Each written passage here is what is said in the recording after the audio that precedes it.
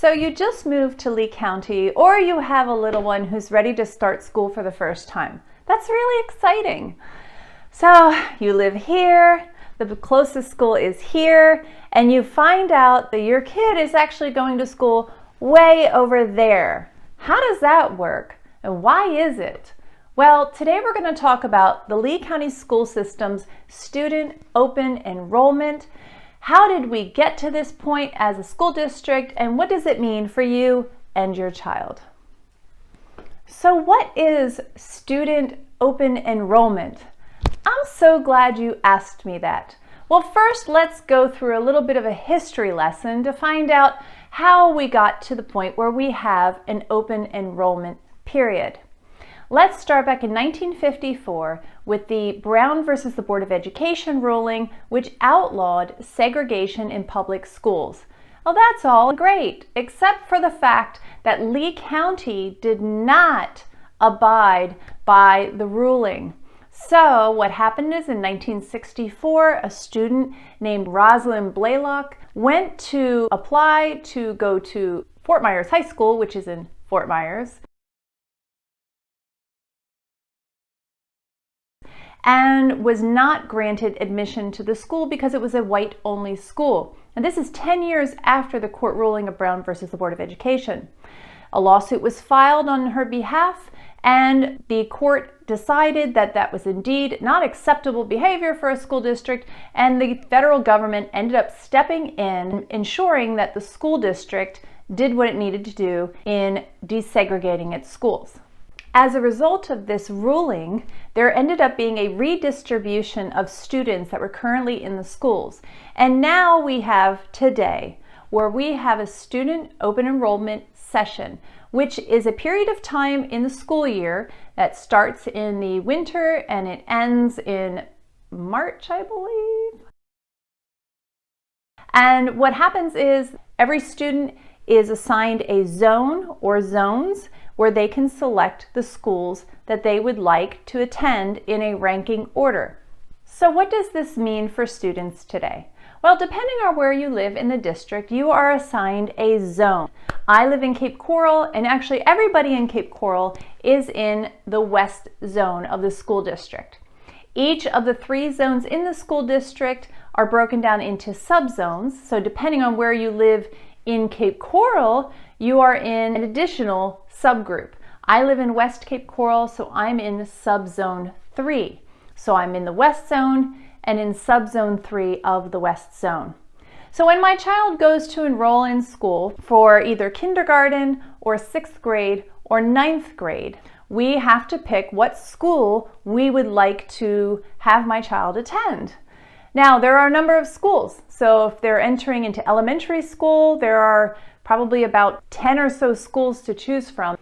Middle school is going to have fewer to select from, and high school will have even fewer than that. However, it still gives you a lot of choices. So the way that the school district works this is they have you take all of the schools that you are eligible for your child to attend, and you rank them in order from the one you want them to go to most to the one you want them to go to least. Then what happens? They get their first choice? Not exactly. So what happens then is all of the students that have submitted their choices during the open enrollment period, they call it the open enrollment window. When open enrollment ends, they take all of the student applications for open enrollment and they all get assigned a random number, and a lottery happens, which is kind of exciting. It's sort of like, what's going to happen? Where's my kid going to go to school? Nobody really knows. So here's how the lottery works. I'll use a school for an example.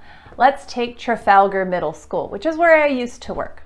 Trafalgar Middle School is actually a very highly ranked school. It's a great school, and it's a very popular school for school choice for students. So typically more students put that as a first choice than there are seats for incoming 6th graders at the middle school. So then what happens? Well, there's a lottery.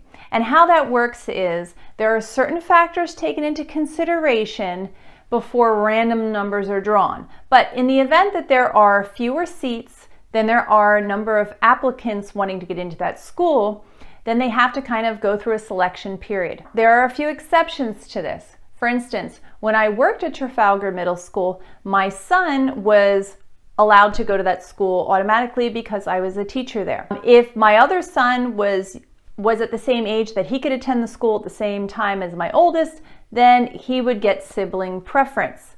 There are additional exceptions. For instance, if you live within a 2-mile radius of a school, you are given a proximity 1 preference, which means that you sort of get bumped to the top of the pile. Proximity 2 is if you live within 5 miles of a school. In addition, there are other exceptions that will allow you to sort of get to the head of the line. For instance, some of the high schools have certain programs that you can apply to, that if you get accepted into those programs, you sort of bypass student open enrollment for those schools. But let's just say you don't fall into any of the exception categories. What happens next? Well, at that point, all of the students that are remaining go into a general lottery. They're all assigned a random number, and student by student, they're selected. So let's say student 1 is selected and their first choice is Trafalgar Middle School. Well, as long as there are seats still available at the school, that student would get their first choice. Let's say Trafalgar was full because there have already been hundreds of names selected and the seats that were available for Trafalgar have already been filled by people that picked that as their first choice. Then what happens? They go down your list of ranked schools. So let's say school number 2, you put Challenger Middle School. If there are still seats in Challenger Middle School, meaning the lottery hasn't gone through so many kids that the school has filled up, then your child would get their second choice, Challenger Middle School.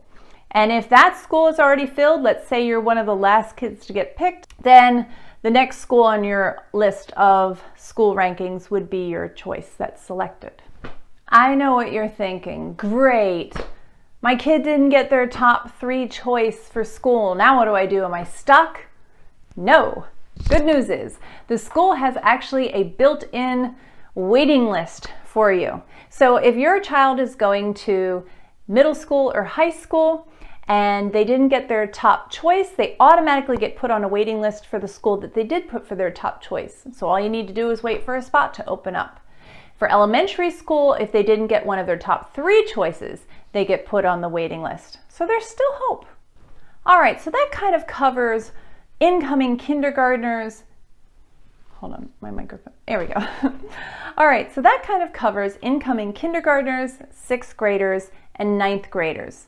So what do you do if your child is new to the area and needs to enter into any of the other grades? Let's say mid-year, you just moved here and you had a really great realtor who found you a fantastic house.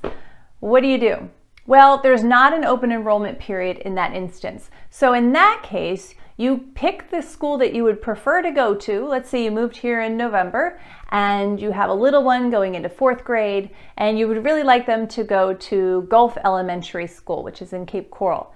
Well, you contact the student enrollment office and they will get you all set up. If there are spots at Gulf Elementary School in that grade level for your child and you're in the correct zone, then you're good to go. If there's not, then they will work with you to find the school that is going to best fit what you are looking for, but at the same time still have availability. So I hope you found this helpful. I know it's a little bit confusing and I know there may still be some remaining questions. I'm going to put some links in the section below that are going to be really useful for you, really good resources for you from the district to help you kind of navigate this. You can always ask a question in the comments section. I'd be more than happy to help you out as best I can or try to find an answer for you.